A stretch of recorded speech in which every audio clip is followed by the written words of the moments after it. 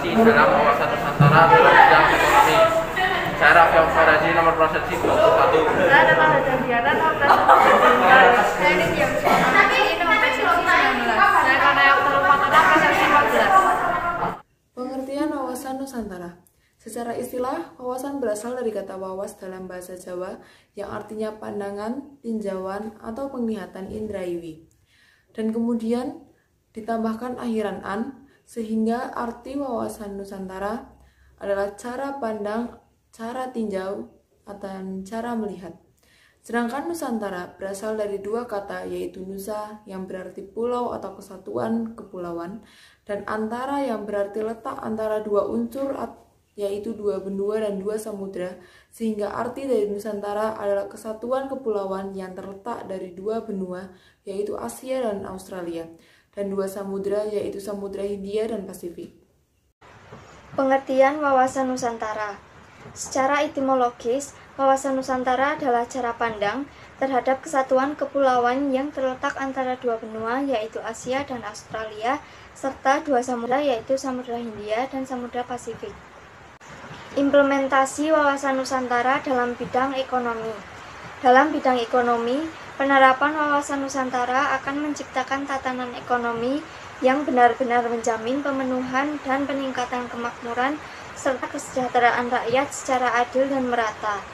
Di samping itu, juga dapat menggambarkan tanggung jawab pengelolaan sumber daya alam yang memperhatikan kebutuhan masyarakat antar daerah secara timbal balik serta kelestarian sumber daya alam itu sendiri. Prinsip-prinsip penerapan implementasi wawasan Nusantara pada bidang ekonomi yaitu 1. Kehidupan perekonomian di seluruh wilayah Nusantara diselenggarakan sebagai usaha bersama dengan asas kekeluargaan dalam sistem ekonomi kerakyatan untuk kemakmuran rakyat yang sebesar-besarnya. 2. Tingkat perkembangan ekonomi harus seimbang dan serasi di semua daerah tanpa meninggalkan ciri khas yang dimiliki oleh tiap-tiap daerah dalam pengembangan kehidupan ekonominya.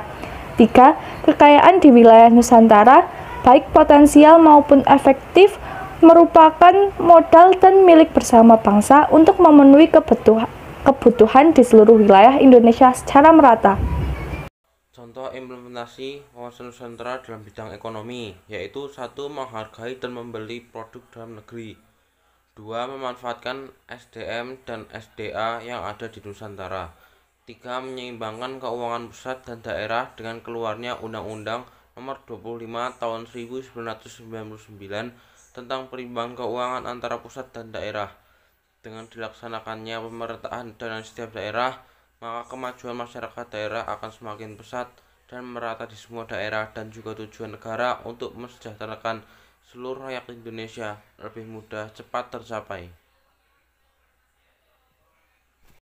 Di Kabupaten Semarang, Jawa Tengah, terdapat sebuah perusahaan yang menggeluti budidaya tanaman hias bonsai yang kini telah menembus pasar negara Uni Eropa. Ekspor ribuan tanaman hias yang dikerdilkan dengan bentuk seninan unik dan juga indah ini diklaim menjadi yang pertama kali di Indonesia. Ribuan tanaman hias bonsai yang tertata rapi di Eksotik Bonsai Indonesia di Desa Banaran, Kecamatan Tengaran, Kabupaten Semarang siap untuk dipasarkan di sejumlah negara Uni Eropa seperti Prancis, Jerman, dan juga Belanda. Aneka jenis tanaman yang digunakan untuk bonsai diantaranya adalah Lycastrum, Buxus, Duranta, Carmona, Serisa, Tamarin, Ficus, dan Malvigia. Dibutuhkan perawatan khusus untuk mendapatkan hasil bonsai yang baik dan terhindar dari penyakit. Pasalnya, semakin besar dan unik bentuknya, harganya akan semakin mahal dan mencapai puluhan juta rupiah. Dibersihkan dari penyakitnya, dari lumut-lumut yang ada.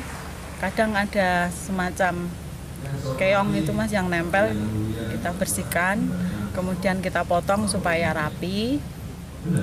Setelah itu nanti masuk ke repotting, jadi diganti dengan media tanamnya, juga potnya pakai pot keramik. Ayu Degrot, salah satu pemilik bonsai, mengaku telah menekuni usaha ini sejak tahun 1997. Hal itu berawal saat ia membawa tanaman bonsai ke Belanda dan ternyata digemari oleh warga Belanda lantaran bentuknya yang unik dan penuh nilai seni. Dia bawa sampel ke Belanda 5 pieces, 5 bonsai. nyampe di Belanda belum ada 1 hari di sana udah diserbu teman-temannya untuk dibeli. Makanya terus suami saya pikir dia punya inisiatif bonsai di sini bagus sekali marketnya. Nah terus baru mulai ini untuk berpikir untuk beli bonsai lebih banyak untuk dipasarkan di Eropa. Kini peminat tanaman kerdil ini pun meluas hingga ke negara Jerman dan Prancis. Dalam setahun ekspor tanaman bonsai ini hingga 2 kali, yakni saat Natal dan musim semi. Seperti Selasa sore kemarin, Exotic Bonsai Indonesia telah mengirim 1.191 bonsai dari berbagai jenis tanaman ke Belanda. Dan pada Februari mendatang akan kembali mengirimkan sekitar 2.000 tanaman bonsai ke Prancis. Pihak Badan Karantina Pertanian mengklaim pengiriman bonsai ini menjadi yang pertama di Indonesia. Untuk ekspor bonsai ini sebetulnya ini satu-satunya di Indonesia. Makanya kita tadi kan mengangkat tema ini eksotik bonsai itu bukan hanya tanamannya yang eksotik, tapi ini juga memang pionir karena pertama di Indonesia. Jadi ini usaha tanaman bonsai ini diharapkan dapat menjadi peluang usaha baru bagi warga di Semarang, Jawa Tengah. Ardi Widodo, Ungaran. Bisa disimpulkan bahwa ekspor merupakan salah satu implementasi wawasan Nusantara dalam bidang ekonomi yang sesuai. Terima kasih atas perhatiannya. Wassalamualaikum warahmatullahi wabarakatuh.